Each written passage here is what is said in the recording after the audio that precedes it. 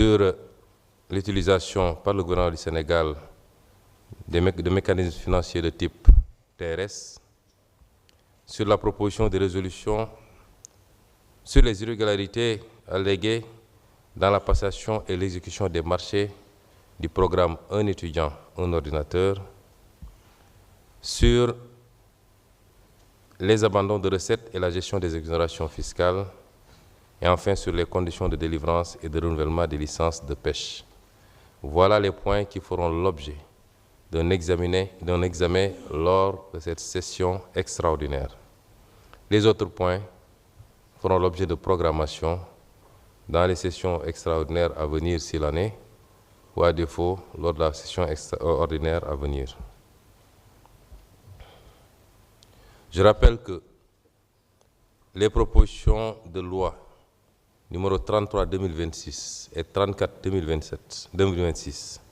portant respectivement sur la modification de l'article 37 de la Constitution et sur les crédits spéciaux, seront examinés selon la procédure d'urgence à la demande de leurs auteurs au cours de la présente session extraordinaire. Chers collègues, je voudrais procéder à quelques rappels ou quelques précisions à l'attention du public. Parce que depuis la convocation de cette session extraordinaire, il y a eu beaucoup d'informations qui ont été distillées et qui ne sont pas conformes à la réalité ou à la vérité des textes. L'Assemblée nationale agit, travaille, exécute sa mission en vertu du texte fondamental qui est la Constitution, mais également et surtout de son règlement intérieur porté par la loi organique numéro 2025-11 du 18 août 2025. L'importance des missions de l'Assemblée nationale a requis le vote d'une loi organique située au-dessus des lois ordinaires pour organiser et définir le fonctionnement de l'Assemblée nationale. Ces textes sont les seuls qui guident l'organisation du travail dans au niveau de l'Assemblée nationale. Je voudrais rappeler que l'article 7 de cette loi organique portant règlement intérieur de l'Assemblée nationale dispose, entre autres, que l'Assemblée nationale est en outre réunie en session extraordinaire sur un ordre du jour déterminé, soit c'est au choix, l'initiative est plurielle, elle peut émaner de plusieurs sources, donc soit sur décision de son bureau, sur demande écrite de plus de la moitié de ses membres adressés à son président, ou sur décision du président de la République, seul ou sur proposition du Premier ministre. Certains ont voulu faire croire que le bureau n'était pas habilité à convoquer une session extraordinaire. Au Sénégal, tout le monde est spécialiste en tout, mais le seul document qui fait référence ici, c'est le règlement intérieur. Évidemment, quand on travaille sur la base des règlements intérieurs d'avant 2025, on peut se tromper certainement de bonne foi, je l'espère. Deuxième précision, l'Assemblée nationale se réunit en session extraordinaire selon un ordre du jour précis et sur une durée précise, 15 jours. La session extraordinaire ne peut pas dépasser 15 jours. Tout dossier qui n'aura pas été traité dans ces 15 jours-là sera suspendu, peut être reconduit lors d'une prochaine session extraordinaire. Donc on voulu faire dire que l'ordre du jour est très important, extrêmement développé. Tant mieux si l'Assemblée nationale travaille beaucoup et parvient à gérer des dossiers. C'est ce que les Sénégalais attendaient de nous, de cette Assemblée nationale. Mais je voudrais préciser ici que nous avons à examiner des textes de loi qui doivent être impérativement vidés lors de cette session extraordinaire, en tout cas dans les 15 jours. Ces textes de loi sont de l'ordre de 5 textes. 5 textes, 3 projets de loi initiés par le gouvernement et 2 propositions de loi initiées par l'Assemblée. Ces textes, selon le calendrier qui sera validé par la conférence des présidents qui se tiendra tout de suite, seront effectivement traités lors de cette session extraordinaire. Quant aux commissions d'enquête parlementaires, la loi est également extrêmement précise. L'article 55 du règlement intérieur précise qu'une commission d'enquête ne peut comprendre plus de 11 députés désignés au prorata des groupes administrativement conçus en application de l'article 36 du présent règlement intérieur. Il est tenu compte des députés non inscrits lors de la constitution d'une commission d'enquête. Après la ratification de la résolution sans débat par la plénière à la majorité absolue des députés présents, la commission d'enquête élit son bureau composé d'un président, de 2 vice-présidents et d'un rapporteur. L'article 58 complète en disant que les commissions d'enquête ont un caractère temporaire. Leur mission prend fin par le dépôt de leur rapport sur le bureau de l'Assemblée nationale et au plus tard à l'expiration d'un délai de 6 mois à compter de la date de l'adoption de la résolution qui les a créées. Donc, il n'a jamais été dit que les commissions d'enquête parlementaires vont se réunir et faire leur travail dans les 15 jours. Cette présente session va ratifier simplement la demande de mise en place, la résolution. Elle va être ratifiée par la plénière. Ensuite, les commissions vont démarrer leur travail. Elles ont 6 mois. 6 mois au plus. Elles peuvent terminer avant, mais elles ont 6 mois au plus pour faire leur travail et déposer le rapport sur la table du bureau de l'Assemblée nationale. Et ces 6 mois-là ne sont pas enfermés dans les sessions. Pendant ou en dehors des sessions, les commissions d'enquête parlementaire continuent à faire leur travail. Je tenais à faire ces précisions pour éviter certains amalgames. Mbokk yi, gannaaw bi ñu waxee li ñu dajale fii, Assemblée nationale day liggéey ci ay session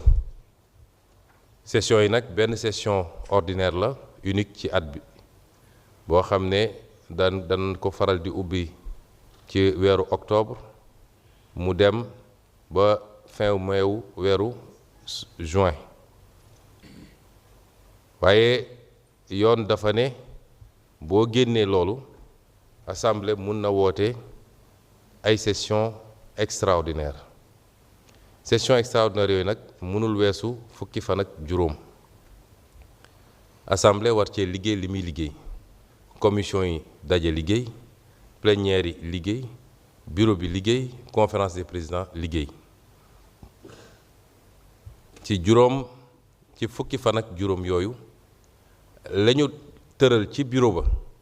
ne lii mooy li ñu war a waxtaanee ci session boobu mënuñu koo weesu te war nañ koo liggéey ci fukki fan ak juróom yooyu. bu ko weesoo rek dañuy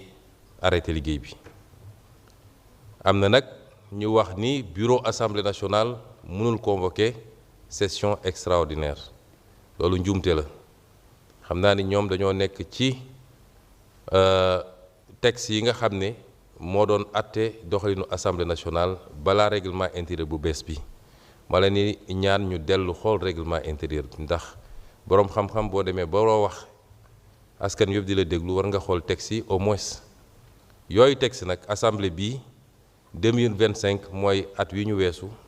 dafa yeesalaat règlement intérieur bi ñu def ko loi organique nga xam ne conseil constitutionnel da koy saytu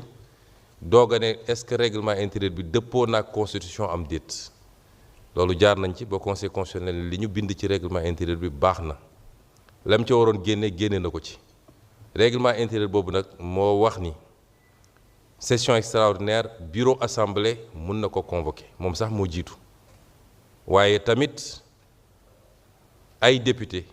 bu ñu weesoo genn wàllu ci limu député yi war nañoo mën a laaj ñu woote session extraordinaire. waaye moom président de la république moom it moom dong walla ci proposition wu premier ministre am moom it mën na demander ñu ubbi session extraordinaire. kon li ñu def dañ ko teg ci yoon problème amu ci. ñaareel bi ma bëgg a leeral mooy suñu nee session extraordinaire fukki fan ak juróom la ñenn ñi jàpp ni ordre du jour bi nga xam ne moom la ñu tëral